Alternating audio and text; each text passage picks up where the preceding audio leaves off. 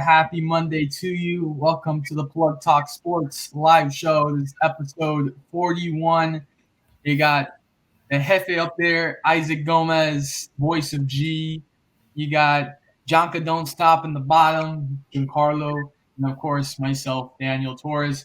I feel like it's been a minute since the three of us have shared one uh, web server together, which is a fantastic time. We all had a fantastic time Saturday night at my house. We're going to get into that in a few minutes. But let's do, man, I haven't even thought of this to be honest, but let's get into plugs of the week. Let's start with bad news. Shameless plug. Giancarlo, let's start with you. What was the worst thing you saw this past week? Um, I would have to say, that's tough. Maybe Duke losing in Coach K's last home game. Yeah, Or no, bad. I would have to say that. I mean, I feel like Duke should have come out with a little bit more emotion. Work a little bit extra hard just to beat North Carolina. But it's always a rivalry game, so at least it ended up in a rivalry game, not just a random team. But it still sucks to lose in your last home game. And especially to your rival. That's Yeah. always unfortunate. And Mr. Gomez, voice of G. Worst thing you saw this past week? Well, this weekend saw one thing that really pissed me off, especially on Sunday, with Manchester losing in their derby against Man City. But my shameless plug actually of the week is Calvin Ridley for betting on those games. Apparently, he only like 1,500. I'm like, if you're a big time receiver in the NFL, I mean, he's not. I wouldn't say top 10. Maybe top 10 at the best because he's had some good seasons. But you're under contract. You're good money wise. At least you should be. Like, what are you doing betting 1,500? If you're betting, you gotta go big. That's my thing. You know what I'm saying? But yeah, shameless plug. He got caught red-handed. And now I think he's suspended for the next year or something like that. But maybe the team might add on to it. So we'll see what happens. And we'll get in. It's a topic that's sort of related to that later on in the show, in the episode, and we'll get into that. But yeah, that's a good point. And he was suspended for the entire upcoming NFL year. But for me, man, what can I say that was bad this week? Yesterday, I will say, wow. That's all I have to say. We had Isaac's heartbreak in the morning with Manchester. That was sad. I saw that. And then to sum it all up, our hometown club, wow. They went up to Austin, Texas, and they received an old-fashioned Texas ass whooping. Austin putting 5 goals on them. It's just the team, the same excuses as always, is that you got to give them time and these guys to mesh. Look, Austin's last year was their first year, and they finished in last place. This is only their second year in the league, and they have scored 10 goals in 2 games, 5 on Cincinnati, 5 on Miami. Granted, those 2 teams, Cincinnati and Miami, are not that good, but still, it's still 5 goals. So Austin seems to have at least figured something out through 2 games in their second year. It's year 3, and we still can't even figure out what the hell we are. There's been nothing to be proud about this team. There's an important vote coming up on Wednesday, I believe, for the stadium. If that doesn't get through, I mean, there's already 1 no from the commissioner. If that doesn't get through, we'll be having Fort Lauderdale Knights for a long time. I heard that from Isaac from an episode that I wasn't on here, but he said that, and I thought it was hilarious. So shout out to Isaac. But yeah, it was really bad. It was really depressing. Just when you think it can't get worse, it gets worse. Pray for the situation of soccer in Miami. That's all I gotta say. But we got Miami FC. I mean, they got some new kits. They look pretty fire. I'm not gonna lie. I know Isaac felt a little proud when he saw Miami Springs, Miami Lakes on that jersey engraved in the kit. He was like, yo, that's it, bro. They won my heart. That's the one that I've been waiting for. No, man, it's a nice touch. Not to get too much into it, but yeah, that jersey is really, really cool. Really, really cool. Yeah, I agree. So let's get into best things you saw this week. Back to Jonka Don't Stop. Or when it's patriotic, when it's 4th of July or like Labor Day. This is for Isaac's notice. Isaac hasn't known this yet, but when it's like a patriotic holiday in the United States, we like to call him Jonka Doodle Dandy. Very patriotic, Jonka. Yeah, instead of Yankee Doodle Dandy, it's Jonka Doodle Dandy. So that's his patriotic self. So, but best thing you saw this week? I'm not taking shots at anybody, but of course you aren't. The best thing I think I've seen is Amari Cooper leaving, and supposedly now DeMarcus Lawrence leaving because of cap space, because of Dak's overpaid self. So I'm loving the let's say the nuclear bomb imploding on the Dallas Cowboys. Yo, when it's even off season, I don't get a break, bro. I have a question for Jonka too. Do you think this is all to make space for Aaron Rodgers? Nah. Cowboys?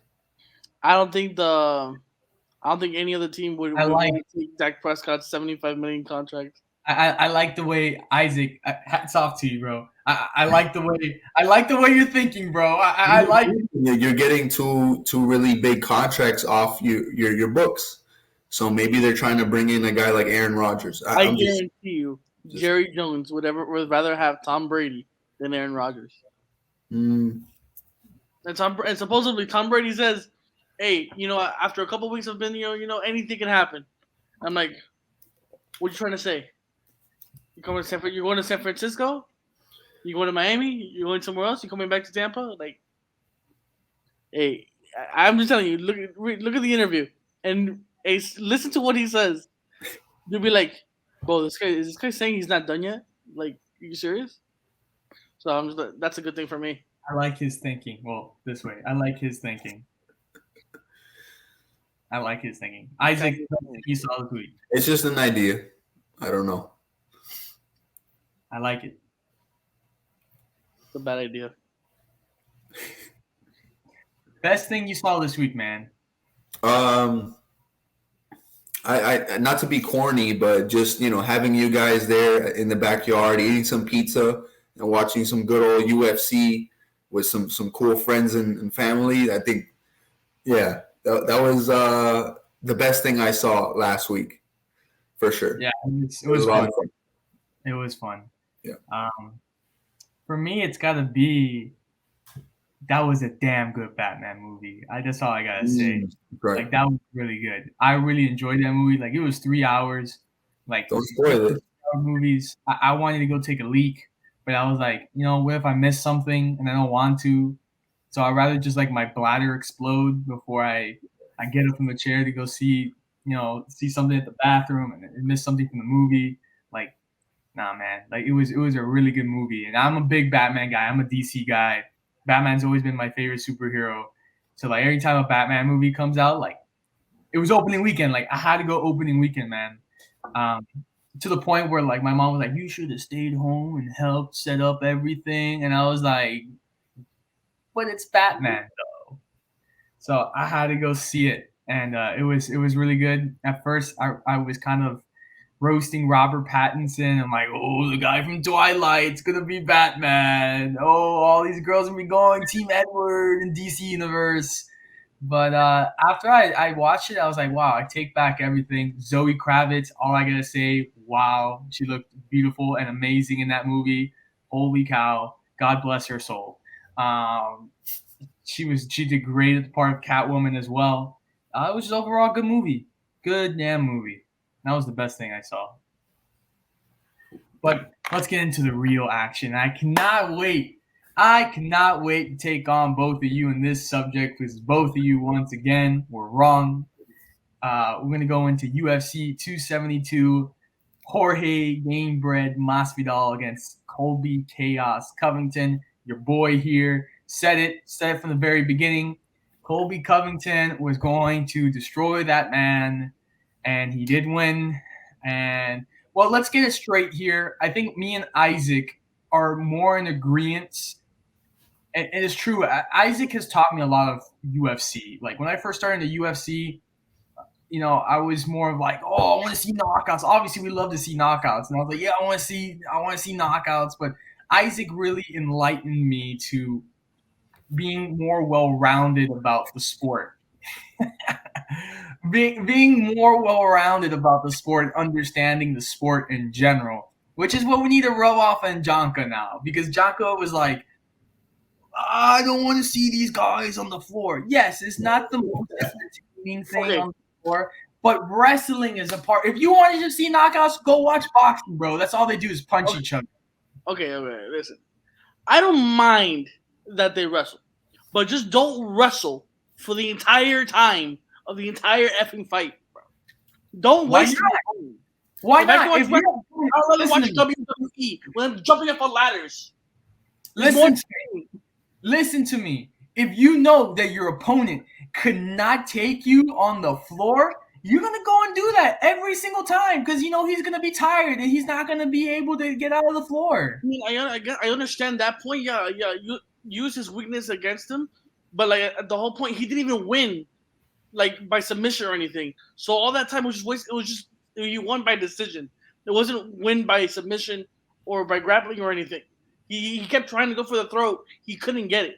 You wasted the entire fight just for you to try to go for a submission. It didn't work out. Boring fight. Listen to me. The majority of the fight was more entertaining when they were both standing up punching each other. That is exactly your point. You don't care about the art and the nature of the wrestling and the ground and pound. You are talking more about entertainment value. I was on the wrestling team. I know how hard it is to go for 2-3 minutes trying to get out of a situation. It's super hard. Like it's really hard.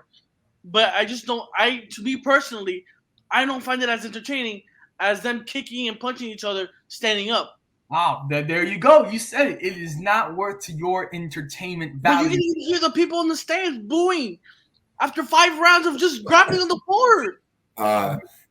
Have you guys seen? Have you guys seen the welterweight champion Kamaru Usman? You guys seen him fight? Yes. I mean, he actually, his striking has gotten better. We saw him knock out Masvidal just flat out. We saw him TKO Colby, but yeah, his strategy is almost the same thing. Just, weighing on you, taking you down. And Junker, you're right. It's maybe not, the approach that has all the fans screaming, going crazy. Yeah. What's that guy? Tua, or not Tua? We were talking about it, Danny. The guy who exactly. He drinks out of his shoe. It's not as explosive, as exciting or whatnot when you're just wrestling, right? But I think Colby in this fight, he had to play to his strengths. His striking was good. I mean, we saw the numbers. He landed something like 260 punches or whatever towards 4th or 5th round or whatnot. And Masvidal was struggling, right? He was gassed out. But that's the whole point. When you have a striker like Masvidal who has that knockout power, who has, one knee to the face and you're done. We've seen this guy do it time and time again. So I guess in Colby's mind, it's not the most entertaining way to fight, but it's like, how can I slow this guy down? I mean, we saw Colby on the feet did do some damage, but what happened towards the later end of that fight? Like, you could tell Colby was getting tired, and at one point he got knocked down too. So I feel like he probably had no choice at that point. Because if he stays on the feet, he's already wobbly. One punch from Masvidal and the fight is over. So listen, he got to the point where his striking got better. So now there's not only Masvidal, he's focusing on the takedowns because he knows that's Colby's strength. But now he's gonna worry about the striking. So he's gonna worry about everything in general now. So when he wasn't able, to do it on his feet, he got him to the ground. And I think, again, how Isaac has shown me, I've learned to appreciate these guys. It's really a nature. It's really like a type of art, getting, the grappling and getting them to the ground. I mean, probably arguably the greatest fighter in UFC history now, you can say, Khabib Nurmagomedov, was a guy who just got you to the ground the entire fight and never lost. Yeah, his fights were boring. I mean, you watch even now, Islam Makhachev. His fights were boring. He fought last big fight that he had, like the big fight, because I know he had a main card or a main. He was like the one, or he was either the co-main or the main fight. But before that, the big fight earlier this year, he fought. Who did he fight? He fought the kickboxer, blanking on his name. Oh, Stephen Thompson. So this guy, like, he one kick and you're done. You're knocked out. So what did he do in that fight? He took it to the ground, and then he just kind of mauled him like Khabib does, just like, just kept taking him down. And one thing we saw Kobe do as well was control the wrists, and it's so hard to just get up from somebody behind you that's trying to grab your wrist and trying to keep you from being able to get up. And then not only that, you saw how high his hips were. So it's like his whole body weight is just weighing on George.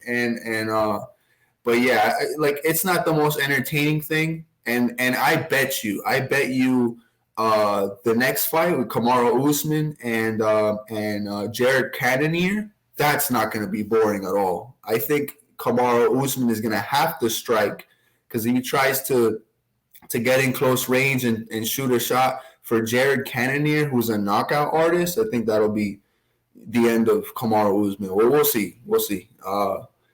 Yeah. I'm done with my spiel. Here's my thing. I don't have anything against Masvidal. I'm happy that he represents our city and the Cuban culture and whatnot. But I think that he gets so much hype, man. So much hype, and he's 35-16 now. He's lost the last 3 fights. He's all talk, man, and then, like, nothing. When it comes to his fights, nothing happens. Nothing happens. Yeah, I think 3 fights were like a little bit like one behind the other. I think they were just too quick, no preparation. Like, he took that Usman fight like pretty quick, like with 2-week notice, and he just like, all right, let's fight, just like people can. Cause I think it was during the pandemic. He just like, yo, let's do it. Who was that fight? I mean, like, he took a guy that's way better than him. He's like, yo, you know what? Let's give the people what they want. Let's give them at least a fight. I don't know. Maybe if he had time to prepare, he would have done a little bit better. But Usman with the fucking stepping shit, I'm not. No, excuse me, no. I don't count. Hey, but you know what? I'm glad from this fight. I'm glad that Masvidal realized something. He realized that his ass needs to get in the gym, because if you notice, Kobe was ripped, bro, ripped. Yeah. And Masvidal, like, you can tell that Masvidal goes around eating cheeseburgers during training camp from McDonald's. La vaca frita de pollo loco. You can tell that's what he does. You can tell the difference in bodies between Covington and Masvidal, of who's been in the gym and taking this training camp seriously. Also, like, I think his positioning was terrible in that fight. I mean, now we talk about the Kamaru Usman fight where he kept getting caught like right next to the fence where you can't move, you can't circle around, you can't, And then so that happened twice. And then now this fight with Colby, same thing. He spent, like, I don't know, more than half the fight just against the fence, where you're already blocked against the fence. And then on the other side, you have a guy who's just controlling your wrists and just weighing on you. Those elbows too, to the face. I mean, it's hard to come back from that. So I didn't understand, because, okay, like, they were fighting, they were throwing hands. All of a sudden, he would dodge one, and he would just move back to the fence. I'm like, why are you going to the fence, bro? Like, go back to the middle of the octagon. Keep moving around. If he keeps going, keep going in a circle.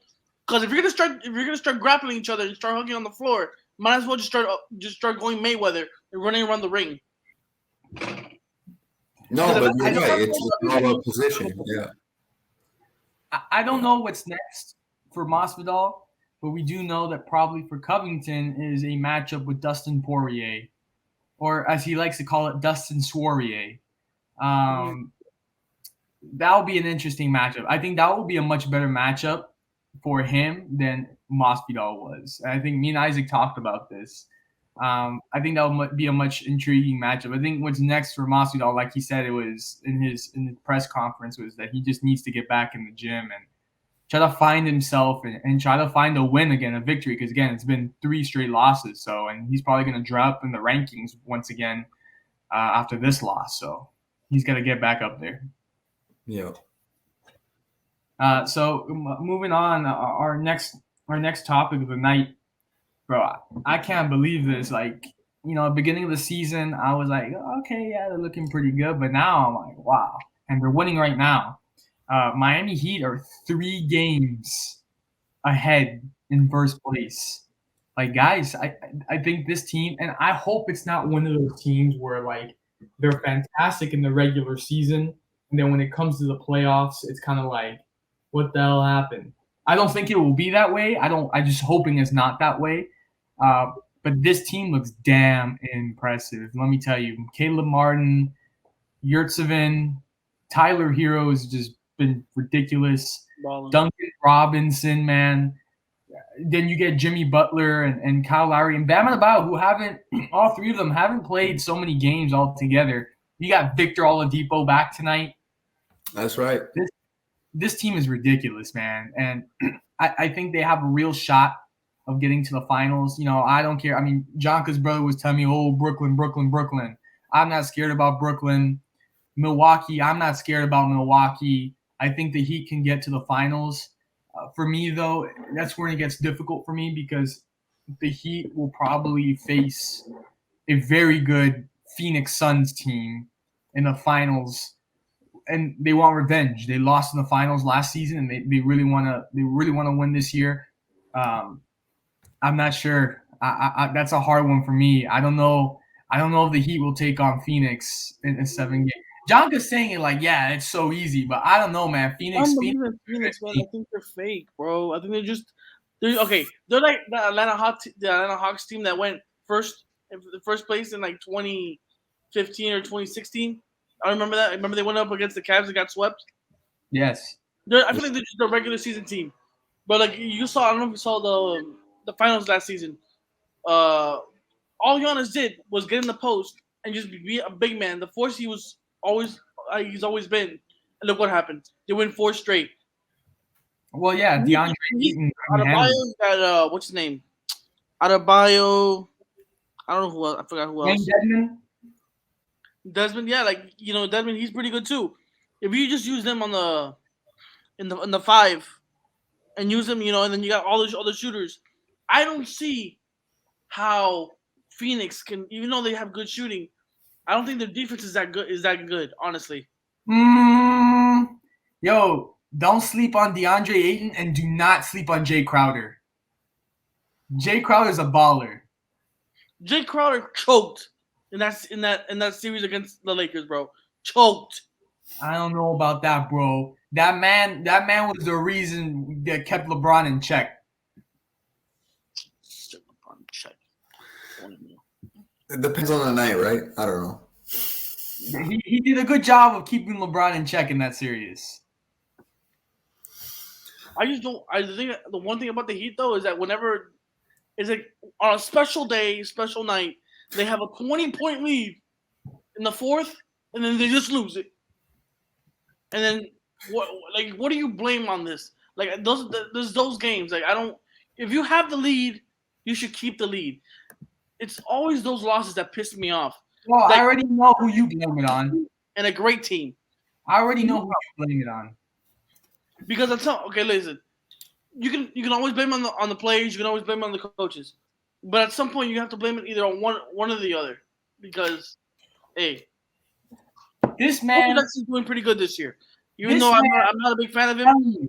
But this man, Giancarlo Isaac, I'm telling you, if there was to be a meteor that would fall out of space and fall somewhere on Earth or it would fall in Miami, it's Spoelstra's fault. Spoelstra's fault, and it's Spoelstra's meteor too. This guy is the only guy I know that says Spoelstra is a bad coach. The only guy that I know. Overrated. I understand with the frustration though, because like you will have, like, let's even go back to the Hassan Whiteside days, which no matter how you feel about Hassan Whiteside, when Hassan was trending upwards, he was getting those points and rebounds, and we would be winning the game. I remember, and then he would just bench Hassan, and then what happens? We lose the game. You lose the entire lead. Like, that's one thing I've noticed. His rotations are very inconsistent sometimes. For the most part, he's a great coach, but thank you. Sometimes I understand that. Like, what would you say about that? The game we played like last week against the Bucks. We were up 15 with 5 minutes left. We lost What's with the excuse for that? point. Yeah. You would have swept the entire those 4-game sweep, bro. Sometimes it's not the coach's fault. Sometimes it's the freaking players are sucking it up, and then if it's not the coach's fault, then you can't give the coach the celebration for the wins. Just call Adam Silver, bro. Call every single league that does this and say, hey, we cannot celebrate the coach if the team wins. Okay, so you're saying it has nothing to do with the players. So if the players pull off a win, it's the coach's reason. Bro, if they blow a 15-point lead and they turn over the ball 10 times, the coach ain't turning over the ball. Okay, so if the players hit 9 threes in the last 3 minutes of the game, it's the players, right? Yes. Okay then. So what point? Why don't you just say abolish the coaching position? We don't need a coach. Just go out there, hit the court, and do whatever. Okay, but at one point, if you're gonna agree to that, if you're gonna agree to the players playing bad and then giving the coach credit for them playing bad, and then if they play good, you give the players the credit for playing good. At what point are we gonna give the coach not good credit? I think when you give shit to a coach, is when you see, for example, and I'll use soccer for example. I'm not gonna name any names, but when a coach doesn't know how to use their players correctly, cannot put them in the right lineup, does not know how to use tactics, and you have all the talent, and you're like, why is this shit not working? You got good players, but you don't know how to use them. That's when you say that. That final season was doing this season with the leading scorer. When we played against Philadelphia, and that season with Dwayne Wade. Dwayne Wade was the leading scorer, and he had him benched mostly the entire fourth quarter. And we lost. But sometimes there's stuff behind the scenes that we don't know. Maybe D Wade says, hey, bro, my knees hurt. Because he does have bad knees. He says, I need to sit down. I need to get the minutes to rest. That poor guy get injected in his knees almost every game. This guy just wants him to keep going till his ACL comes out, bro. I don't see it as an excuse. We should just abolish. I'm telling you, bro. This guy just abolished the head coaching position. That's it. No head coaches in any sport. We don't need them. I feel like Giancarlo is for juiced fighters. I think that's what he's for. Well, I'd love to see that. I would pay to see that. No steroids, no wrestling, no jiu-jitsu. But tell me. But that's basically undisputed. Let's give him weapons. Did you just hear what he said? He was like, I would love to see WWE. Just give him a chair. Did you guys I don't know if it was WrestleMania this weekend. I don't really follow too much, but there was a big event this weekend, and then I saw like CM Punk covered in blood. But I know that was AEW or something. It wasn't even WWE. Yeah, AEW. And then I also saw Brock Lesnar too, like with the championship belt all bloodied too. Yeah, bro. That's ketchup. But anyway, I don't know, man. Like, for example, this whole deal with Manchester United. At the beginning of the season, they had these great expectations. Ronaldo's balling out. Wonderful, whatever. What happens? They lose 7-2 to Liverpool. They lose to Man City. They lose whatever. And you start wondering, is it the coach? Is it the players? Well, they fired the coach, and the players, we have a whole new coach, and the players are still struggling, you know? So I don't know what's going on there, but it's a whole collective culture. It also, being a coach, it also comes down to the locker room. You know, when you come inside the locker room after a game or before a game, how is the morale in the locker room? Do the players respect you? Do all these big names and egos respect you? I mean, I saw a video of Pep Guardiola. This was a couple seasons ago, coming inside the Manchester City locker room, like all the players were like talking or whatever, and this guy comes in the locker room, full screen. He's like, no one say anything. Sit down. And everyone just like sits down. These are grown men. And they respect him. They respect him as a coach. They take his instruction. And then obviously, again, not going to name names, but when you have coaches in our area, that I will say in professional soccer, who just, bro, you just lost 5-1, and you go up there and say, I think our team gave a great performance. What are you talking back next week? Yeah. Like, what are you talking about? Our team gave a great performance. Oh, yeah, the morale in the locker room wasn't that, well, no shit, it wasn't that good. Like, you just got blown out 5-1. Like, it's insane to me. And that's why coaches and these tactics are not good. I think that's what the credit for a coach is, man. It's just like how they use the players, how they are a leader, and are they a player's coach, how he has control of the morale in the locker room, or if he just completely lost all grip of the locker room, if the players don't believe him in anymore. I think that's where the credit a big part of the coaching job, where the credit goes as well. Not only what happens out on the field or the court or whatever. Yeah, I'm riding with Spo. How about you guys? I'm riding with Spo. Is this guy over here, bro? He says he's I said he's doing good this season. So hopefully he keeps it up. Finally, one thing positive out of your mouth. Said it at the beginning of the rant. Bro, this guy right here says he's Miami 305 all day, but he's bashing on Spo, bro. Spo's Filipino. He's not even from Miami. I'm saying that Spo's been riding with Miami since day one. Nah, it can't be. Bro, the guy was a videographer. He wasn't even a coach. That's not true. Day one, though. Bro, he was literally in 2006 in the Heat's first ever championship. He was there. I was born here. He wasn't.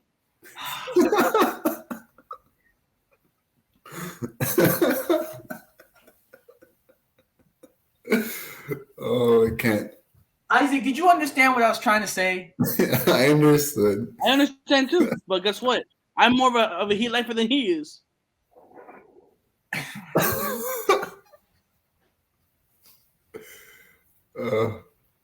This is when the show gets canceled. Let me ask a question. If LeBron would have never come to Miami, where's Eric Spoelstra right now? Right now. It doesn't matter because LeBron's gone and look where he has the team. No. Now he's it doesn't matter because Jimmy Butler never come to Miami. Eric Spoelstra would not have a single finals appearance. Would you still say how good he is right now? He would have a finals appearance. He made it in 2020. No, that's bro.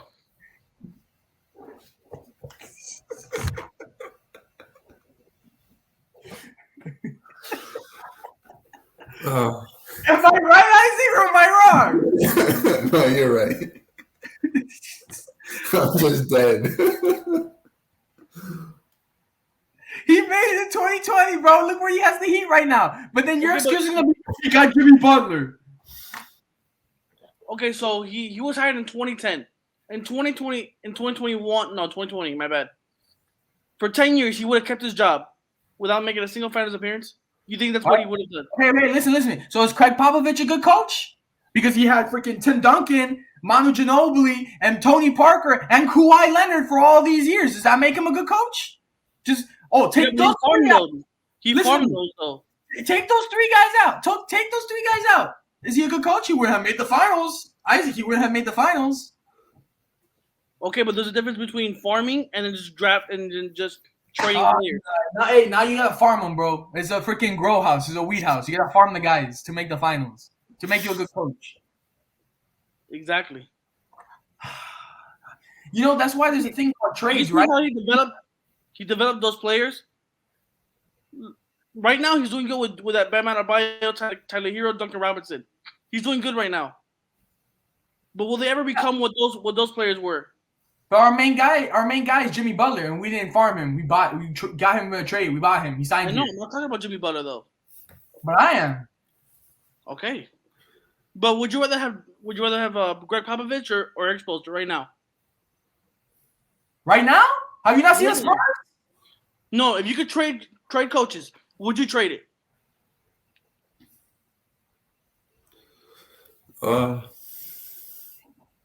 I'm just gonna say no, just because It just seems like the players that he has right now like really seem to gel with him. So it's like if you rip that apart, you put Popovich, it'll Yeah. change the Would whole you say he gels with them chemistry. better because he's younger, and Popovich is a little bit of an older kind of guy? Like he's like an older, old school mindset. I mean, we're not trying to discriminate his age. No, we're not saying that either. But it's like, but most old people aren't gonna really relate to younger players. I don't know. I can't say that. It's a HIPAA law violation. That's a loaded question.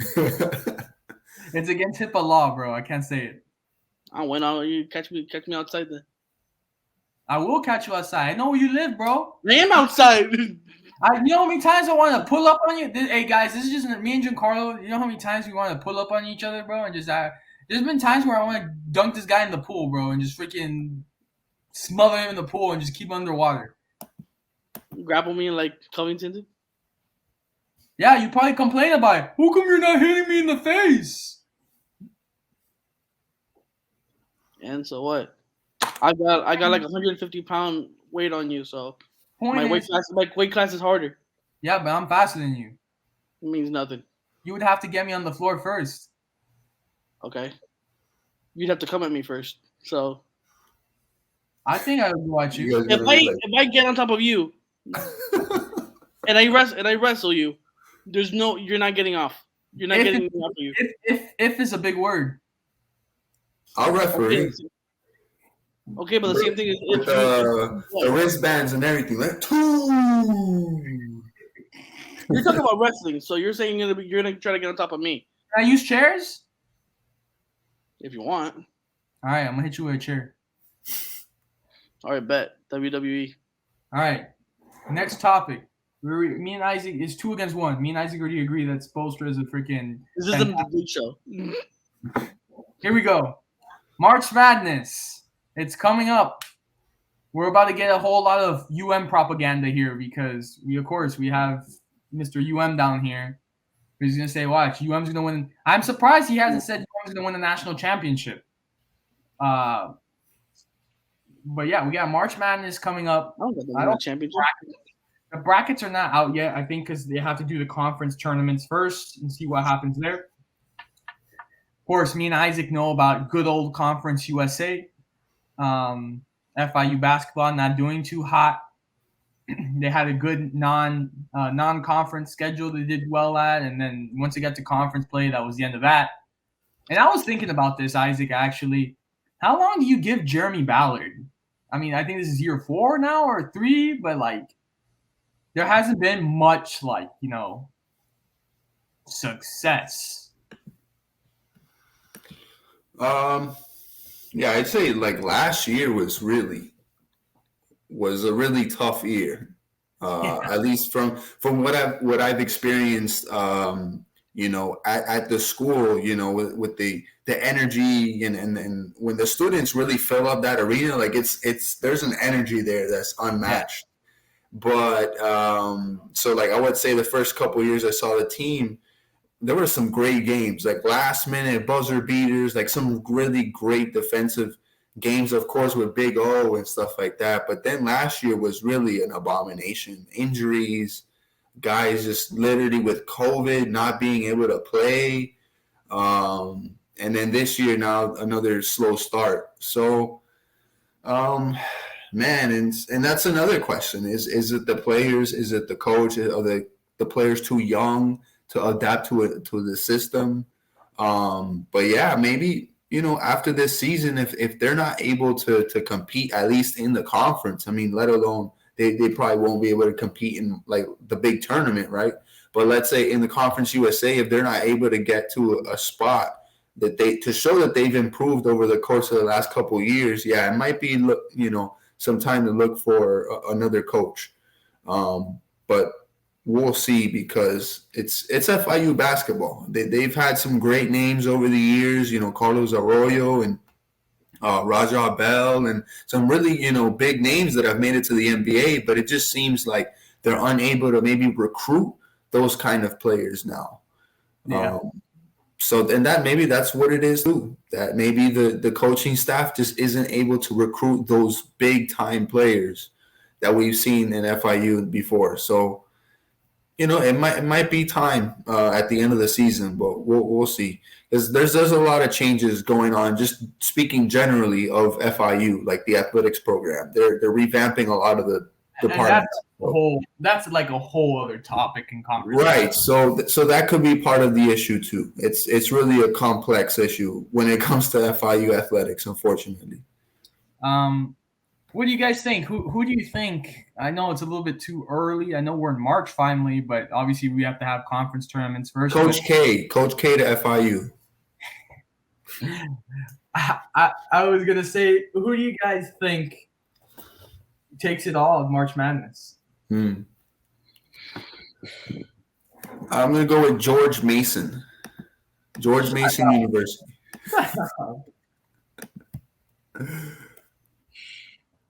Man, that's tough.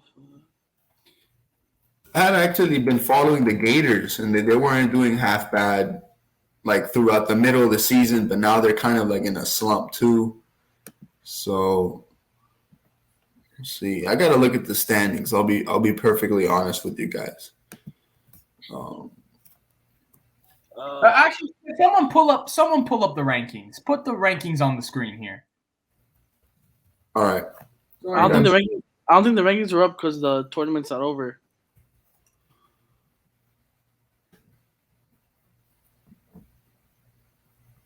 I mean, I'm gonna say for women's, I might say NC State for women's,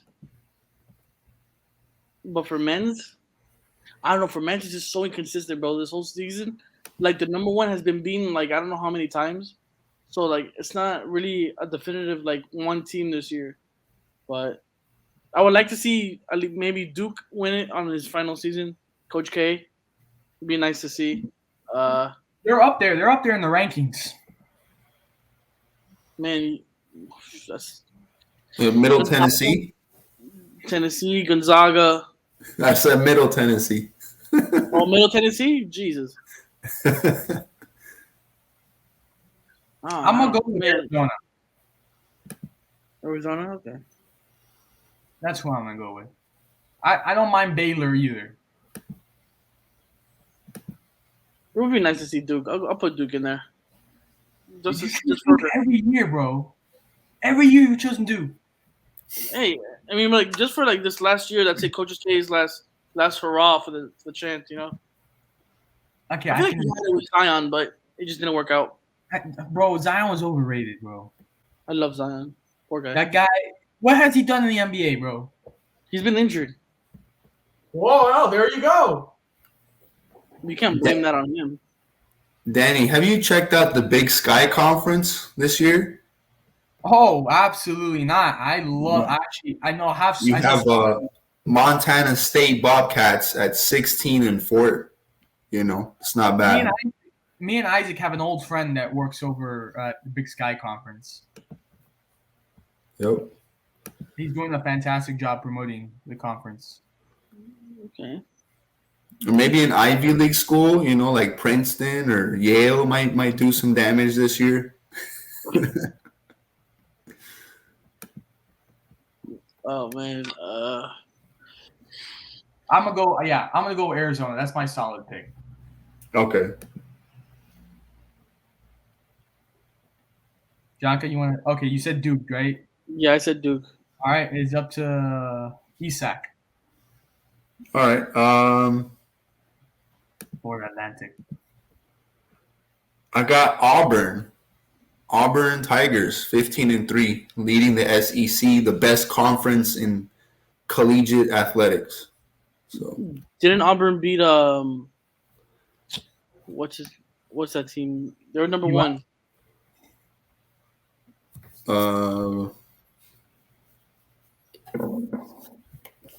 would have to look that up. They're number 4 right now in the nation. All right. I want to get this because I want to have time for our last topic. It's going to take us some time, but I think it'll be good. But before that, we have one more topic. Do you guys think, and obviously Isaac, I believe it was Isaac that mentioned it, Calvin Ridley was suspended for an entire season for betting games on his own team and stuff like that. And I get it, it's corrupt.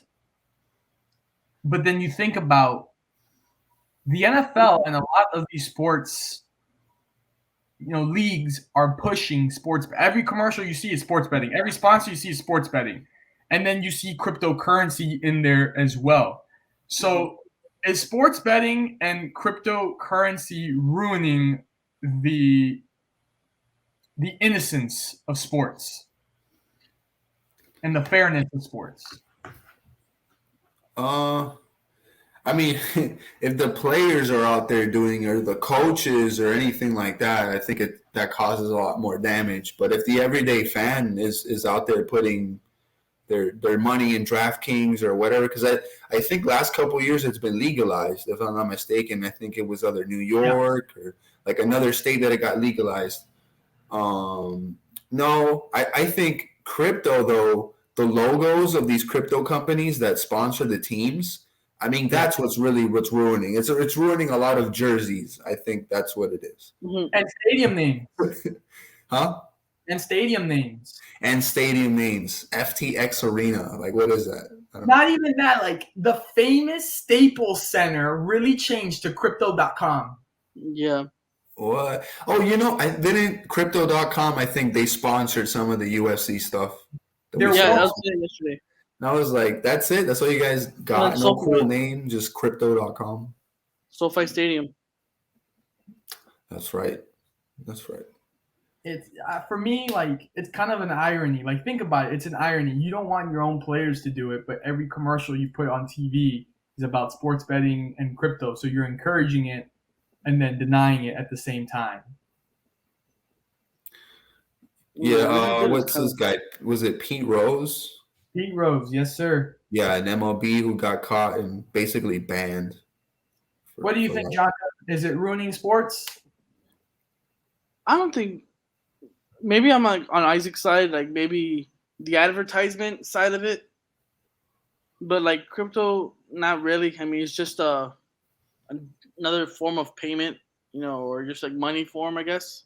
So I don't think it really affects it. But like betting, if you're a player and you sign a contract, obviously there's going to be terms and agreements you have to sign. Is obviously you cannot be betting against yourself, because like it's kind of unfair for the other bettors.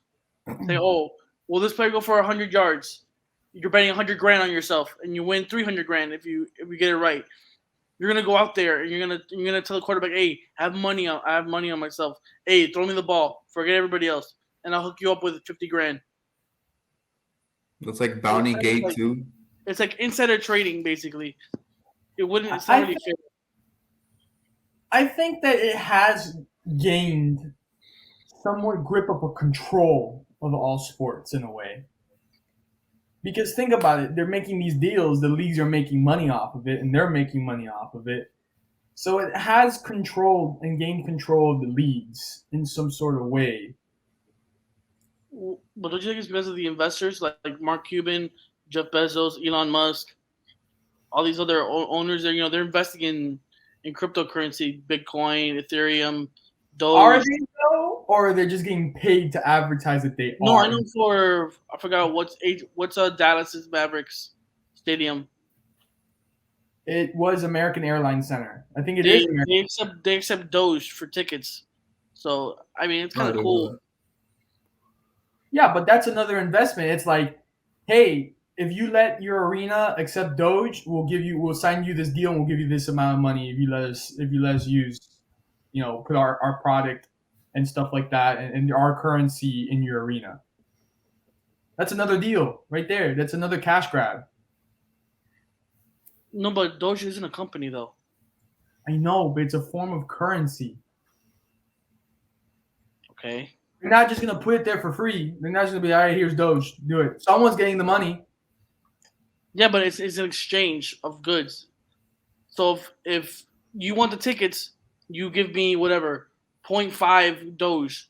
So it's basically an exchange. It's basically a trade. Just same for goods and services. If you go to Starbucks, you go for a coffee, you give them $5, they hand you a coffee. It's basically the same thing. You're giving them money for goods.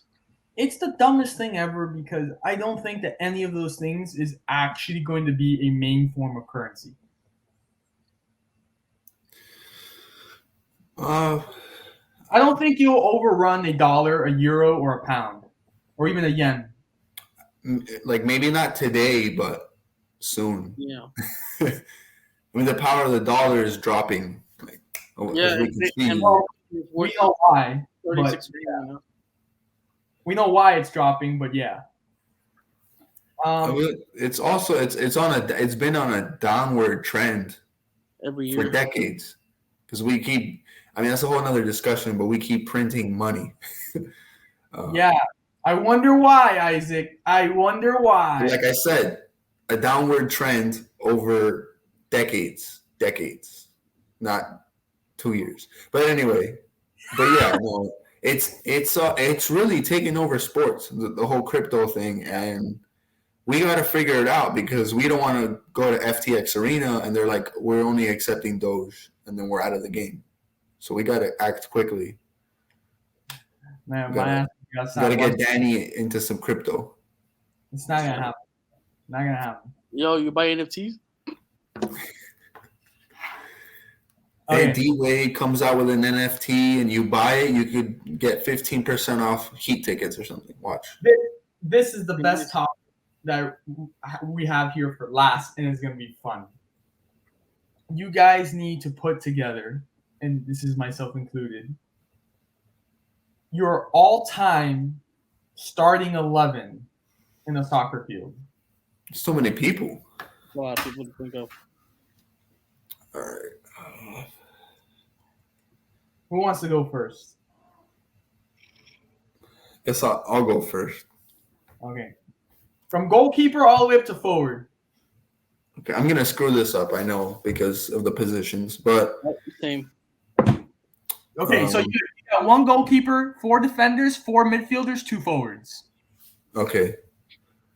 All right. So I guess I'll start with the 2 forwards. So R9.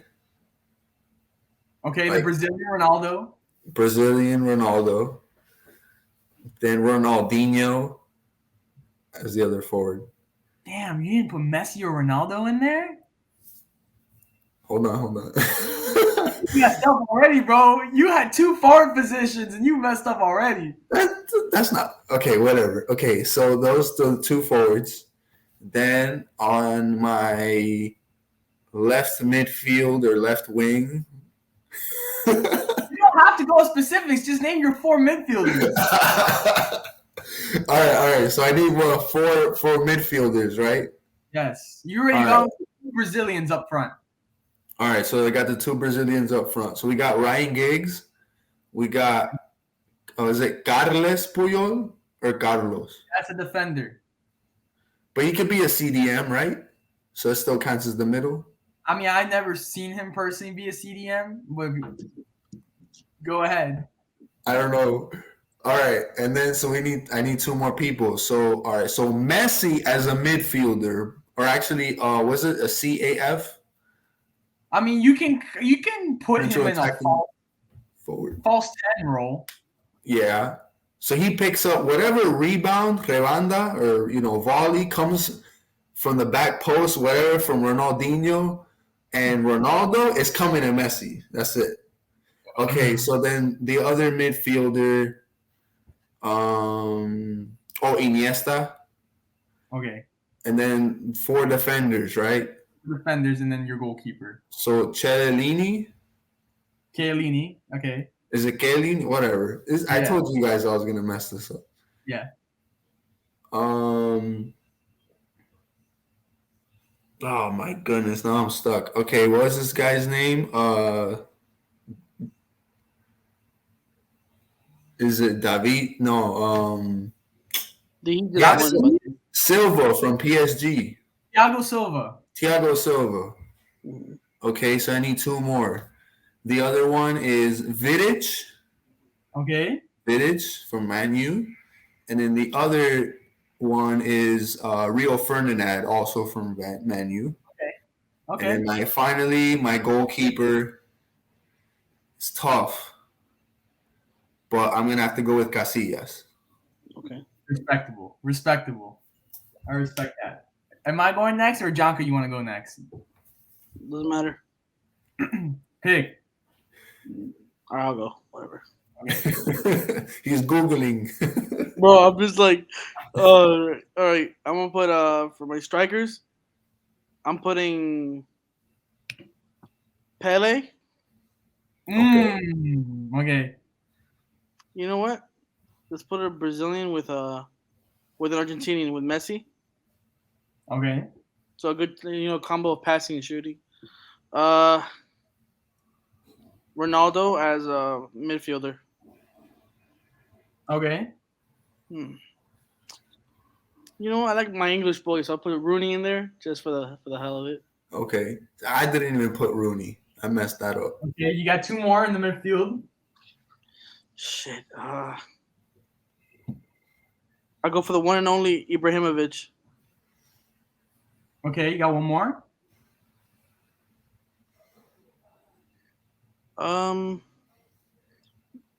Let's put in Maradona. Respectable. Okay. You got 4 defenders now. Defenders, for sure, Sergio Ramos. Yep. Hell yeah. Carlos Puyol. Okay. Respectable. Nice. Piqué. Okay. You're putting together the 2010 Spain squad. Yeah. I think he's German. Boateng. Boateng, yes. Yeah, I put him. And then for my keeper, Buffon. Okay, that's respectable too. Nice. All right, here we go. Up top for me, I'm gonna have Cristiano Ronaldo and Messi. In my midfield, I'm gonna have Xavi Hernandez alongside Andres Iniesta. No, Iniesta. Okay. I'm going to have Zinedine Zidane. Headbutting people. And I'm going to have Thierry Henry in the midfield. My defenders, I'm going to have Sergio Ramos, the Italian Esteban Cambasio, Italian Paolo Maldini. Nice. The OG. Yeah. And my last defender,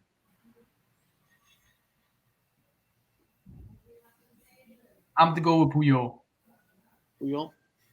And then my goalkeeper is not Maguire? No, definitely not Maguire. No, Luke Shaw, bro. Luke Shaw.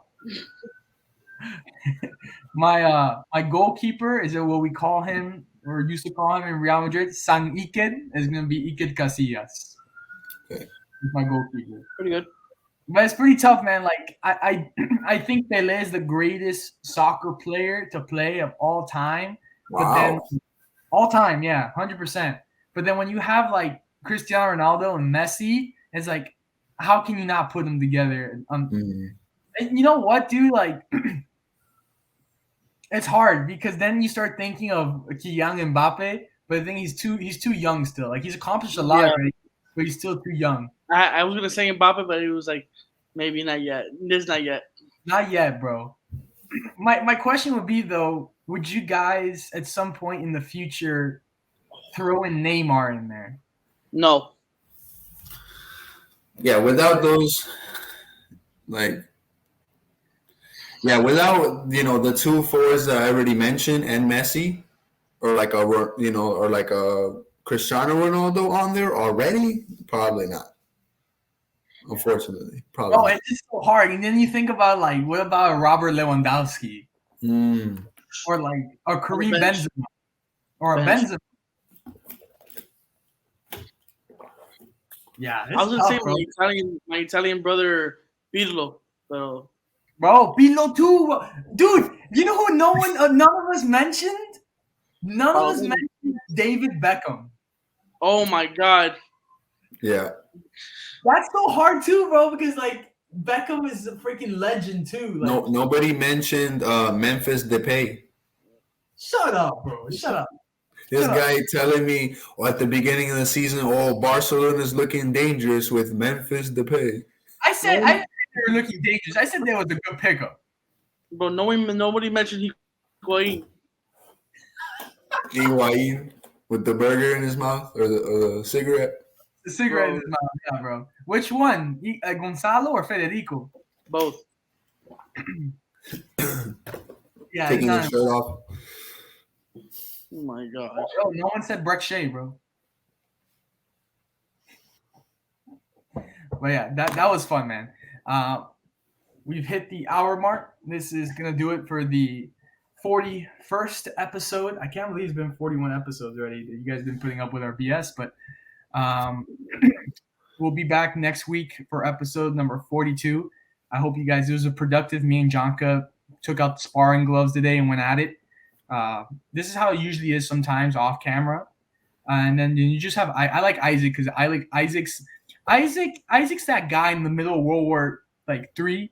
I would say he's like Switzerland, that like he's neutral, but if you need a friend, like if you need your friend to hide you some money, like Isaac will hide your money.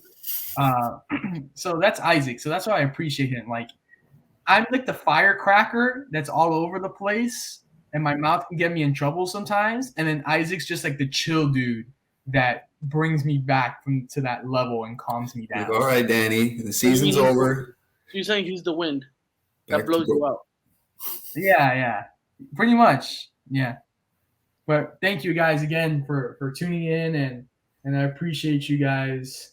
And we'll see you next week for a brand new episode. I hope everyone has a great rest of your week, and good night.